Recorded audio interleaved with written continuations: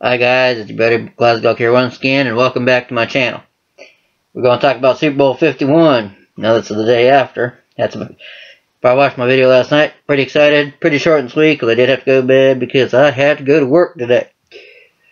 So, set up as much as I could. Watch the celebration. It was a pretty good game. I was texting back and forth with a coworker friend of mine during the game. We were like, he decided he was going to go to bed early about the third quarter because he was sick of what's going on. I mean, he's not a Patriots fan. Okay, he's a Colts fan. He's kind of rooting for the Falcons, but I think he was kind of rooting for the Patriots. He just didn't want to admit it. And he said the game was pretty boring at that point. It pretty much was at that point in time. I mean, he had some fumbles and some strips, which were exciting, but for the most part, first quarter was very boring because they kept stalemating out each other. Falcons got back points and were ahead. Held the Patriots to a field goal. And so forth.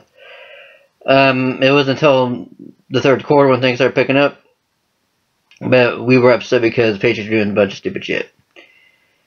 And I started getting that feeling of like when they met the New York Giants in their first Super Bowl meeting. Well, they lost both of them, but the first one they lost, and where they were so confident they were so perfect, I don't even think they trained. That's what it was reminding me of. It's like, oh God, did you guys not fucking train? What's going on? I mean, now I'm not going to take anything away from Atlanta. The Falcons are pretty good. Both of these teams deserved to be in the Super Bowl, and either team deserved to really win. Even though, hey, I might be a Patriots fan. When it comes to the Super Bowl, as much as I want my team to win, I think they both, whoever's there usually deserves to win on either one. I just root for the Patriots usually just a little bit more. I am a fan, but I consider let's spread the Super Bowl wealth around.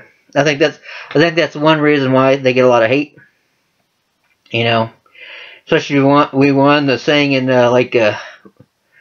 what's his name, Enzo Gagori in WWE. We got haters. We got us some haters. I think we got us some haters. Yeah, that's the way I was thinking all day today.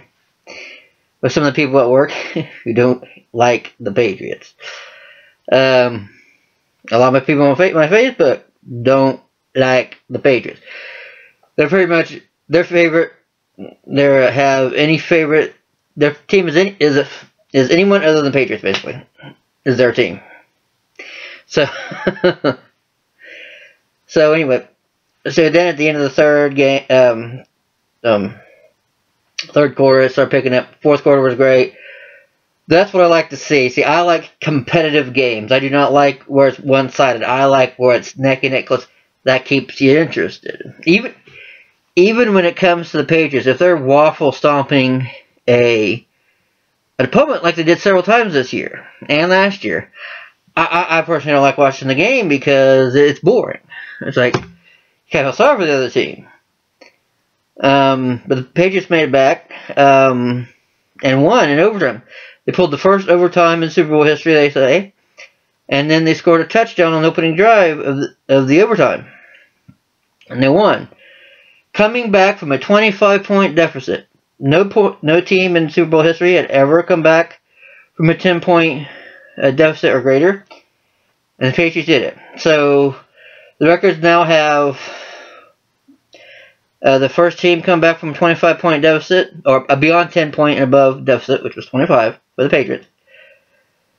5 time winning championships for the quarterback, winning 5 games, and the coach. 4-time MVP for quarterback Tom Brady.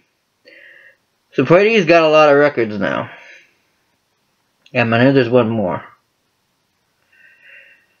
I can't remember what one it was now for some reason.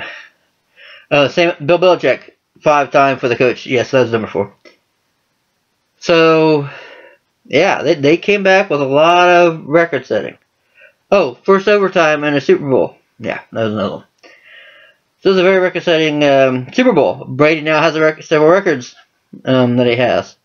What was funny is when they made the final touchdown, Brady's like, "Oh, whoa, whoa, hold on, we gotta make sure it was a touchdown before we got all excited here." And then once he did, he collapsed and was thankful. The commissioner Goodell got booed handing the trophy.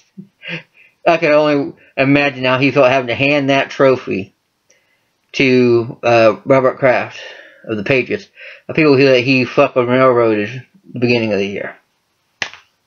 Now, I'll get back to that in a minute on that one. And then he got booed off the stage, and then of course everyone cheered. The Patriots fans cheered. So that was good. Surprisingly, Lady Gaga wasn't bad. I was worried about her being political. And she wasn't. But proves she has some fucking smarts. Don't fucking send your crew down the tubes. Just go there, sing the best you can, do a good job, and run on your way. Now, don't be like this fucking women from Hamilton where they're fucking shit over. Disappointing a lot of the commercials this year, the Super Bowl. Too much politics going on. It's not the time for fucking politics. It's a game. It's a sport. Promote your fucking product. Too much bullshit. So that was a turn off. Let's see what ones I like. I did like the one with the Gronk, with the caveman with the Justin Bieber. I liked the Snickers commercial. The McCarthy commercial was pretty good, where she's trying to go out and save everybody, saving the whales, getting hit by the whale, the rhinos. There's a couple good ones, but most were just the ones that were political. I did not like. The Anheuser-Busch or Budweiser one, I did not like that one. Too political, in my opinion. Whether they wanted to be or not, it appeared too political. Now, Patriots are now 5-time champions, Super Bowl champions. They got a whole fucking handful of rings. Now there's enough time probably left. If Brady hurries, he's still not too bad at what. He can probably fill up that other hand. On to the Deflategate. I know I was getting back some of my notes on the computer from last year and during the Deflategate. I am a Patriots fan. However, I see things to be fair. And in my opinion, should Tom Brady have been punished with all the Deflategate shit going on?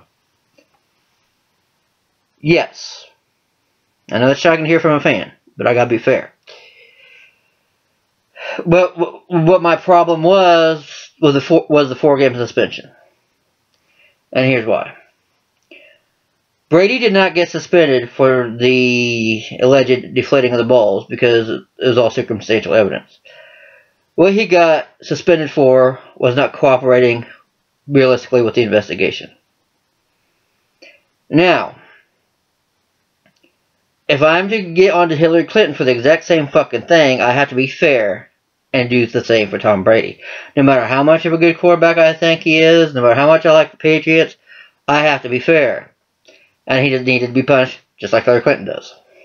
Now, as far as the 4-game suspension, no, that's too much. Why, Glasgow? Why do you say that? Because in the year and previous, and even up to that point, you'd already had NFL players getting caught smacking the shit out of their women. Whether the women deserve it or not, no matter which way you feel about that, they gave them 2-game suspensions. This should fucking piss the women off out there who watch football. So you're going to tell me that a guy smashing his cell phone to not tell you about whether or not he deflated balls, which is a fucking bullshit rule anyway. Hardly any of the quarterbacks in there even admitted to it, that they hardly do that rule anyway. Some of them, I believe even Aaron Rodgers, admitted that he overinflates his balls. So, you have, was it Roethlisberger? One of them, anyway. A lot of quarterbacks do it. So anyway, he should have gotten a 2-game suspension, not a 4. That's where I disagree with him, and that's why I think Goodell should have been fucking booed off, and that's where my argument always was.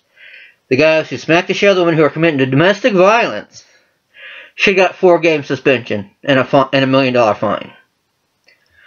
Now for not wanting to give something to somebody, interfering with the investigation. So that means that you obviously don't, the NFL commissioner doesn't give a shit about women.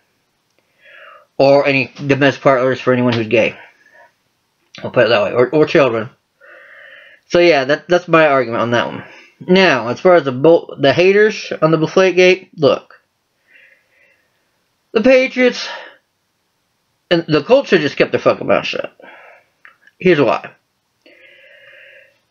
Before it's discovered they had the deflated balls, Tom Brady was throwing shitty. Couldn't throw pass with the damn, they couldn't catch it with the fucking damn, and the Colts are pretty much coming up on the heels of the fucking Patriots. They weren't very close, they're still like the 2 scores behind. They're kind of keeping up with the Patriots. Okay, then then during the halftime, they do these balls and they fill them up to the regulation air temperature, air pressure. Well, third and fourth quarter, Jesus Christ, it's a fucking blowout. Goddamn, Brady's hitting almost every fucking pass, scoring touchdown after touchdown after touchdown. Jesus Christ, they more than doubled up the fucking score on the goddamn Colts. So the Colts, don't be in my opinion, Colts fans, and I suppose the Ravens fans caught this earlier, because they got beat by the Patriots. Colts fan, why the fuck are you being so fucking mad? You should be pissed at your team because you should have kept your fucking mouth shut. You could have beat the Patriots. You don't beat them that fucking often, especially since Manning is gone. Now it's fucking Brady. You kept your mouth shut, you might have won the goddamn game. No, you opened your mouth. And the only thing he did prove is what was Brady trying to do? Was he actually trying to throw that game? That throws it a question. If he was in charge of the ball. Remember, it's all circumstantial evidence. But as far as the circumstantial evidence, it points to him being guilty. So on that evidence, what was he trying to do? I don't fucking care right now because it's all water under the bridge. He's been punished. He's been fined. It's done and over with. So, yeah.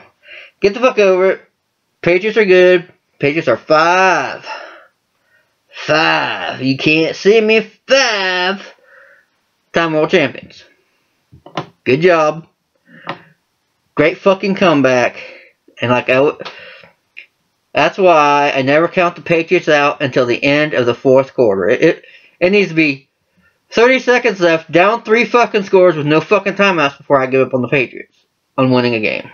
And that is exactly why you seen yesterday. Alright. I'm going to get done with this video. You guys take care, and I will see you. Oh, nope, I almost forgot my routine. You got to go down, like, comment, dislike, comment, and subscribe. Now, you guys take care, and I will see you next time.